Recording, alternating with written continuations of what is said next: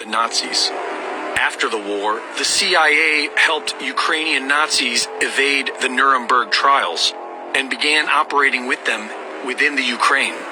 After decades of CIA infiltration, the Ukrainian People's Movement emerged in 1989 and gave birth to extremist groups Svoboda, Trident, and Right Sector, neo-Nazi groups pushing for the ethnic cleansing of Ukraine, extremist groups cultivated by the CIA, supported by the U.S. State Department, and used by the IMF to bring Ukraine to heel. When Yanukovych beat NATO-backed Yushchenko in the 2010 elections, his government was being pressured into signing an EU association agreement by the International Monetary Fund in their typical conquer-by-debt offer that would financially ruin the Ukraine and place them at the mercy of the World Bank. Yanukovych declined their offer. And in today's corrupt world, you're not allowed to say no to the IMF. Funded by Western NGOs associated with George Soros and the CIA, a highly organized color revolution was immediately deployed against Yanukovych. Leaked phone calls reveal that the U.S. State Department was orchestrating this coup d'etat from within the U.S. Embassy, with support from Vice President Joe Biden. Sullivan's come back to me, VFR, saying you need Biden, and I said probably tomorrow for an attaboy and to get the deets to stick. So okay. Biden's willing. So you had this remarkable phone call where you have these two senior officials of the U.S. government apparently talking about a coup, or how they were planning to restructure the government of Ukraine. Fuck the EU. No, exactly. Supporting a criminal war against Russia does not make you a patriot. It makes you a useful idiot of the globalist banking cartel. The very same entities waging war on all of humanity with vaccine passports and experimental jabs. The world's biggest investment fund says the war in Ukraine has put an end to globalization as we know it.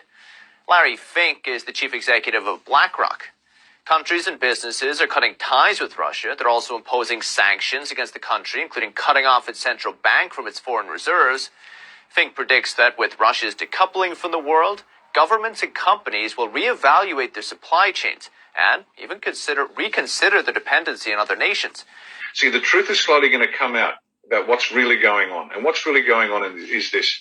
The Ukraine has been the center of the globalists for decades and decades and decades, 70 years at least. CIA, which is not a good organization, they're the implementers of deep state, let's say. They've been working in the Ukraine for 70 years, building up a resistance to everybody and everything. Why? Because they needed to bring the Soviet Union down, but they also want the resources that are in the Ukraine. That's what this is all about. Particularly Eastern Ukraine, massive natural resources that CIA goes in, gets control of, and American business interests, and they're not business, they're just robber barons. They're not legitimate businessmen. They just want to steal, and that's what goes on. And so they're taking that away from Russia and the Ukraine. And on top of that, it's the center of the deep state.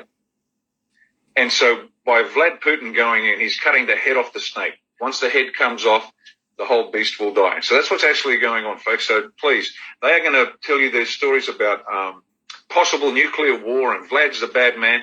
This is the war with Russia that they wanted with Hillary Clinton as president. Because she lost, the whole war against Russia was postponed. This is the plan they always had. This has been in the works going back to at least 2015, 2016.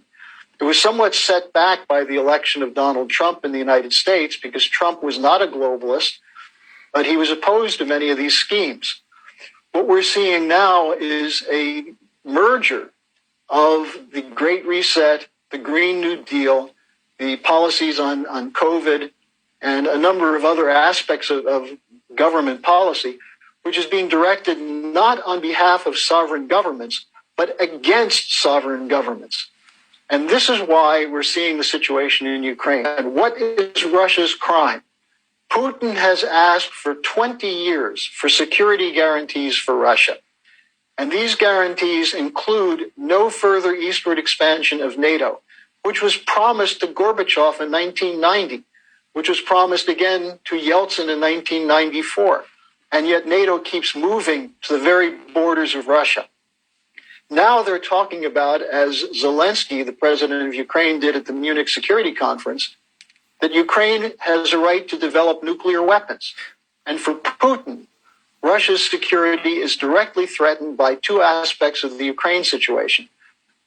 The corruption, which includes prominent Nazis in positions of the defense and security forces of Ukraine.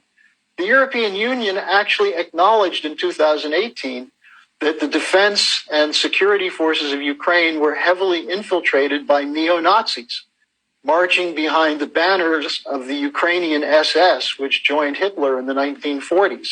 And when Putin said you need a denazification of Ukraine, he was called crazy. But the idea of a government, a corrupt government, being used not to defend the Ukrainian people's freedom and sovereignty. And I hate to see what's being done to the people of Ukraine right now in this war. But they are the cannon fodder for a NATO and US and British drive to bring down Russia and China. Why? Because they're the two leading powers in the world that oppose giving up sovereignty to this Green New Deal and the Great Reset. I don't have too many remedies. The remedies have to be discussed through dialogue by the stakeholders of our global system. But I just see the need for such a dialogue, and I see the need for action. I see the need for a great reset. To what extent would a reset be brought about by a change in the White House, the election of Joe Biden, for instance? I don't know. We shouldn't speculate about the outcome of the election. We will see beginning of November, and then we can, in any case, we can, and the World Economic Forum is very open and as an open platform to integrate everybody who is willing to address those issues in a spirit which means to exercise here true global citizenship. The first casualty of war is the truth. And if the American people knew the truth about U.S. interference in Ukraine, they might not be so eager to start World War III. During World War II, Western Ukraine sided with the Nazis.